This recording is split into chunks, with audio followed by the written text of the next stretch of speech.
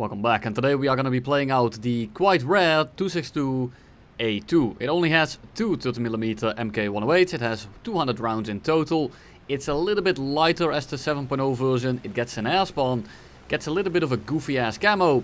And because the two less guns in the nose, it's quite a bit lighter with very good weight distribution and overall making this thing quite enjoyable to play.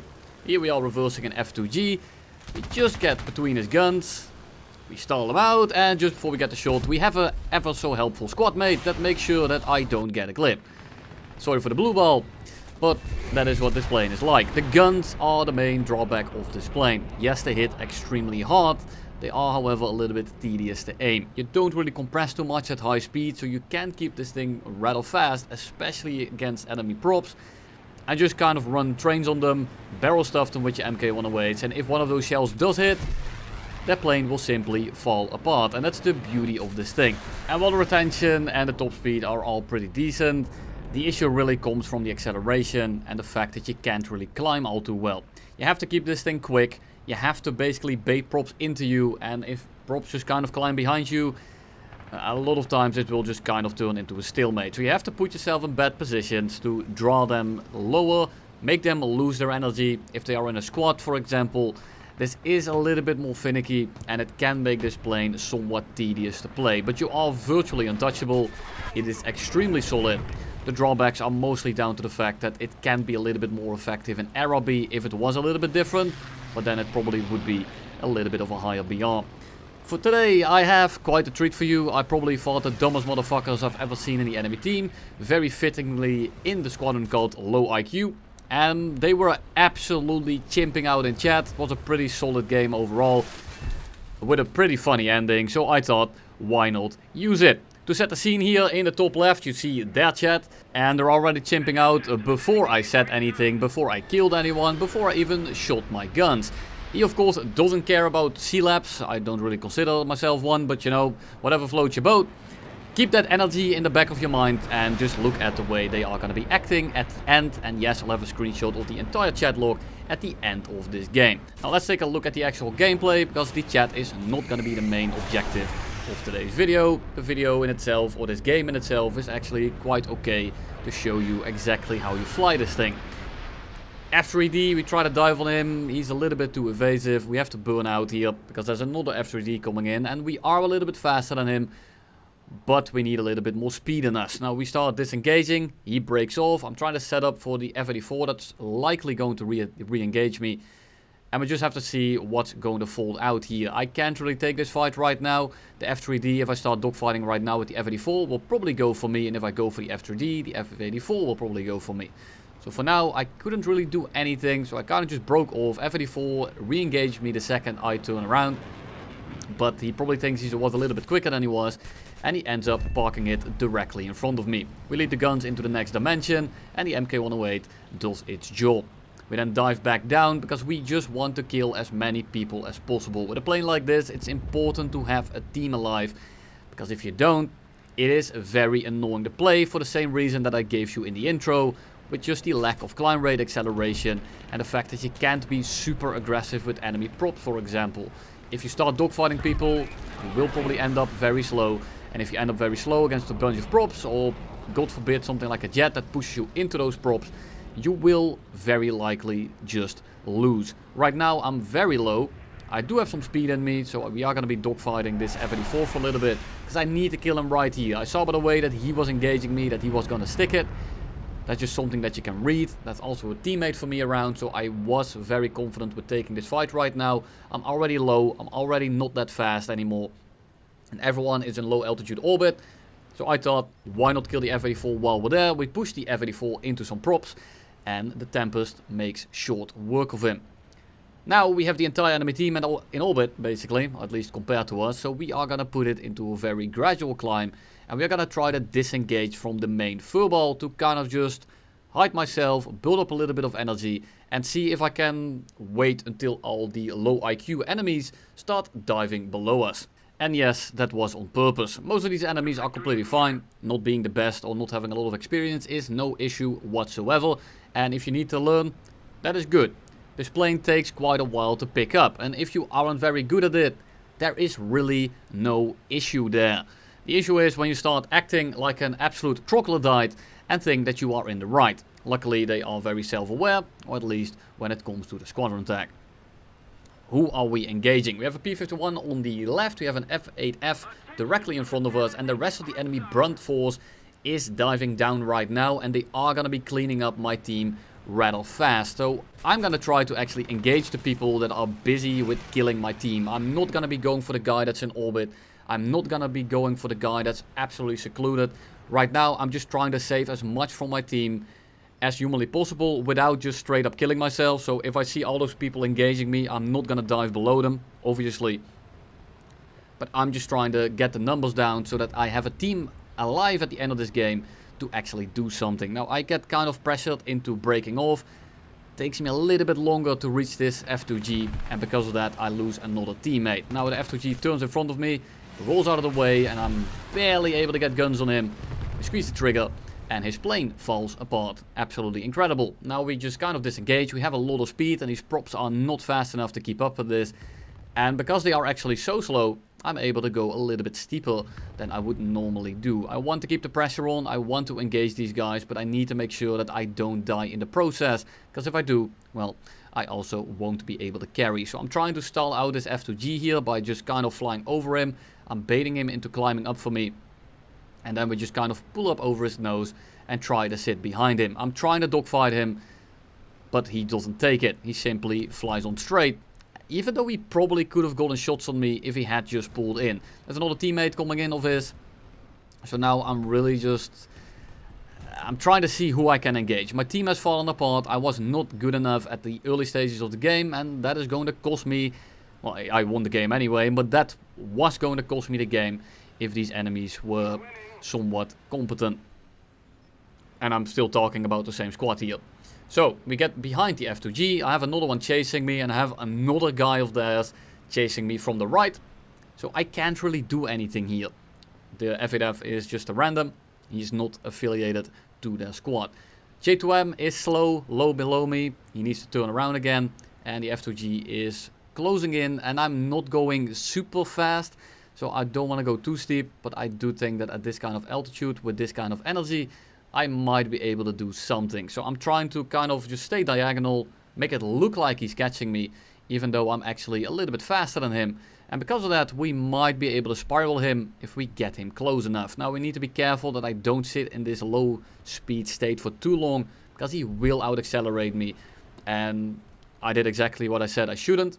And I waited a bit too long, I went a little bit too slow, and if I then try to spiral him, I simply die. I will be way too slow, he will simply pitch up into my plane because he has a prop engine, low speed power, and it's an F2G with a monster engine.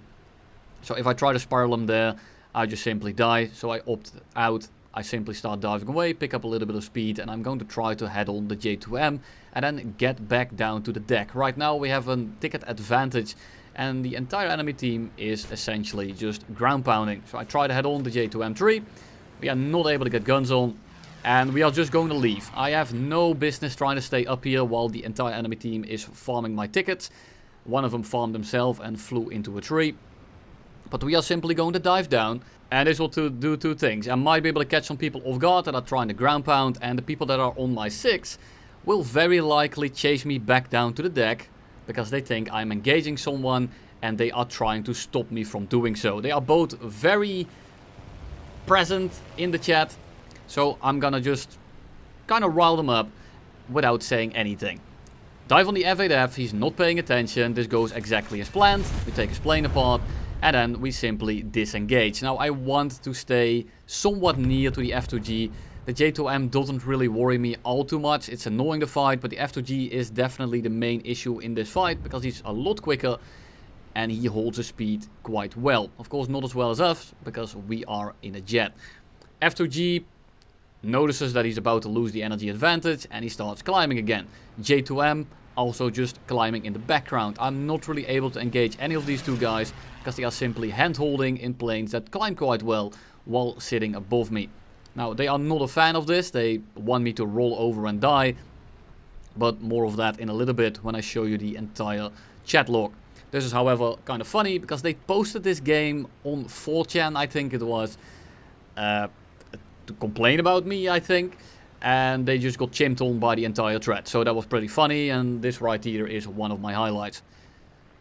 But yeah, I mean, that's sitting above and behind me. I can't really do anything. I'm just trying to stay somewhat fast. I just give them a quick look. I already can tell that these guys are simply not...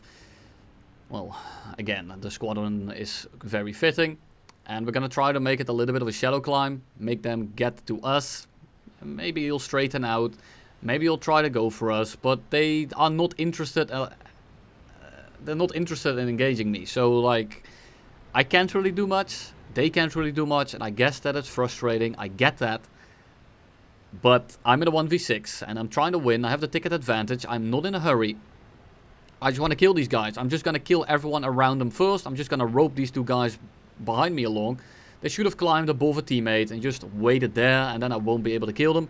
But, you know, they are so much frothing at them out that they're not trying anything but just chase me blindly like an AI. So, you know... What do you expect of these people? P51H is engaging AI. He's trying to get the tickets down as I am being engaged by two people. It's basically the correct thing, but you have to keep looking around as that happens, because otherwise you just kind of fly around with your pants down. And again, the J2M2 and the F2G are still trying to chase me. And as they are chasing me, I just kind of wiped up their entire team, because they're not really putting any pressure on me. They're just present, they're making it so that I can't engage them, but I can still engage everyone around them. Now, they don't like this, they don't like the fact that I just killed everyone around them, and they do the natural thing. Screw this, I'm not ending up in a clip show, I am RTBing. Damn, you really got me there. And then they landed, and guess what? They lost on tickets. Absolutely incredible, you'll love to see it. They didn't want to end up in a video. And they accuse me of taking the game too serious, being a sweat lord. You know, the usual stuff, while I'm just actually laughing my balls out. Well, these guys are sweating their balls off, trying to not die to me and even go as far to, I don't know, be disabled. I mean, do I really need to explain, do I really need to put it into words how funny this is? I think you can understand it for yourself. But good job on immortalizing yourself on the internet. If your name is even the same at this point. The clip is a little bit old, I will admit. It's from like 2023, the very end of 2023. But I was still sitting on this footage, and I still think that this is completely relevant. I was flying the 262A1 the other day to, well, dodge the shit tier compression. But, you know, when you get up-tiered into the MiG-15 bis-ish, F86A5s, you know, that's it's not exactly fun. This thing is 6.7. So I ended up getting a few other clips, and I just completed the video a little bit later. Because, well, I do think it's a very enjoyable plane to fly.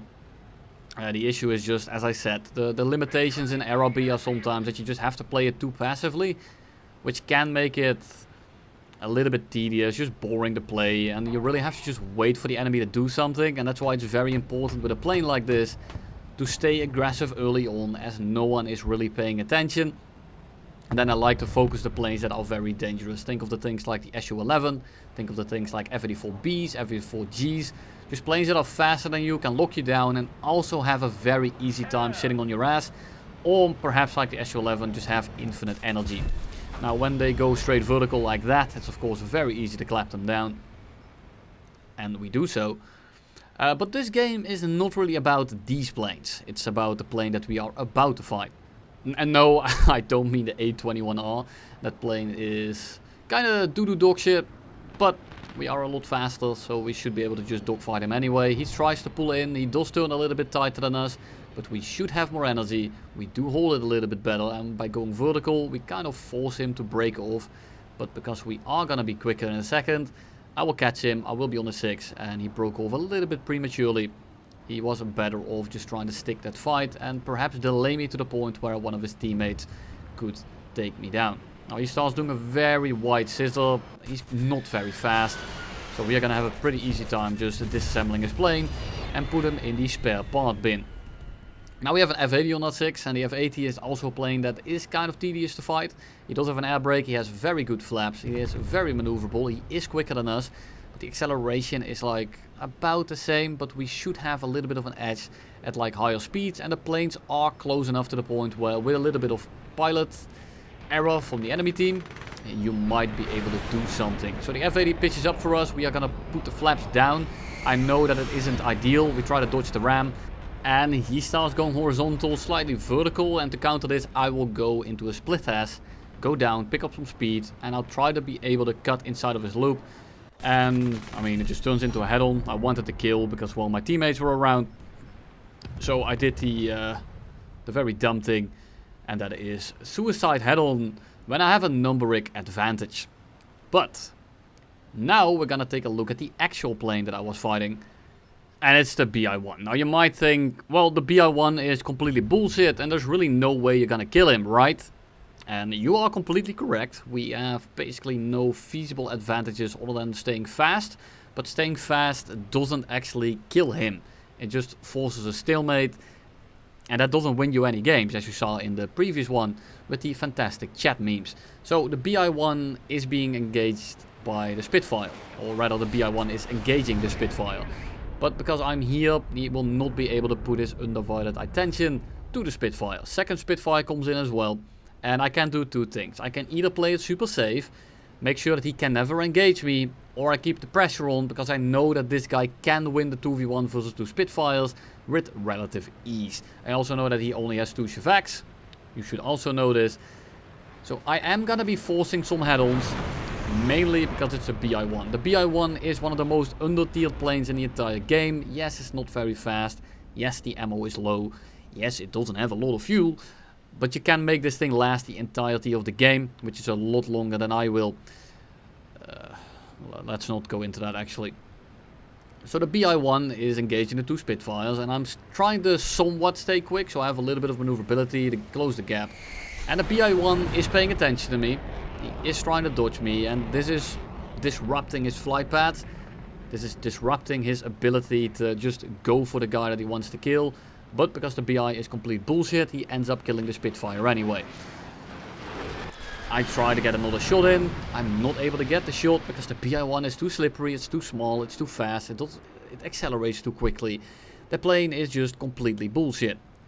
And again, I can be safe, or I just wait for him to start turning and then I engage him. This way I put the most amount of pressure on him. I disrupt his flight path the most, and I can keep my Spitfire alive the longest. He starts going vertical, the Spitfire goes after him, but he starts pitching for me, so I just break off. Now he needs to make a decision, turn around or try to chase me. He turns around, so we do the same thing. We are losing speed slowly, but I'm still trying to keep it around 600, so I have a little bit of energy to get out of there if I need to do so. We get behind the BI kind of side aspect, and this time I'm actually going to pitch up after him. Is this a smart thing to do? No. But I had a feeling that he was going to go after the Spitfire, and he does exactly that. Now he pitches up straight into us, and he's forced to go horizontal instead of pitch directly into my nose. I just stuck the fight, so this time I'm going to break off because I was expecting him to lead into my turn. But actually he did the opposite, and he ended up going for the Spitfire. So he instantly turned around, and now if he wants to go for the Spitfire, he will go head on with me. And because this is like the only chance I'm gonna get, I'm gonna send it. And there's the BI. A little bit suicidal, but with a plane like that, you need to take a 50-50, because that's a lot more likely to work than, well, a 5% chance of maybe killing him, especially with these guns. And that's all I have for you today. Very big shout out to Low IQ for making this video twice as good and enjoyable for me at least to make. And again, if you are new, if you aren't aware of what you're doing, you'll get there one day. The game just takes a long time to pick up. Just don't be, well, special about it. Thank you all for watching, and you'll see me in the next one.